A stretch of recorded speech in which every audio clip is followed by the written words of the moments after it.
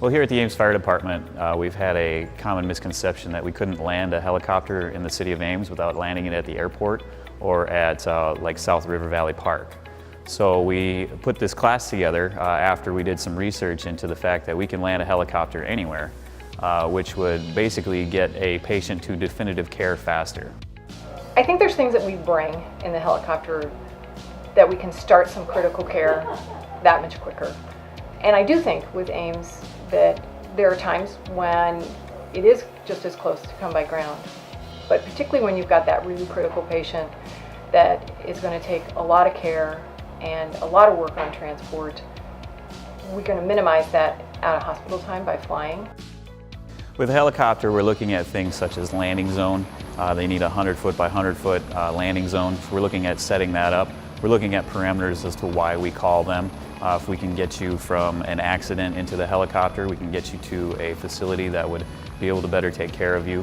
Or for instance, like burns, things like that, we can fly you directly to Iowa City.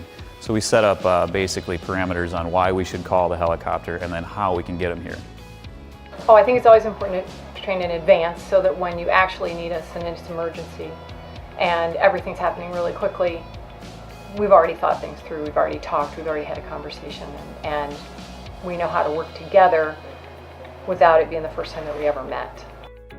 We really train at everything. The fire department in general has become an everything type of department. We do water rescue, we've done rope rescue, low angle. We stay away from the high angle, but we also do things like extrication, where we play with the jaws of life, this helicopter class, many other things, as well as just firefighting and EMS. If you're driving through town and you see us training or anything like that, feel free to stop by and see what we're all about, ask us questions, we love it. And then our stations are always open for tours. Just stop by, ring the doorbell, and come on in and see if you can have a tour. So it's just, hey, we're in the community, we're part of your community, and we want you guys to experience what we experience.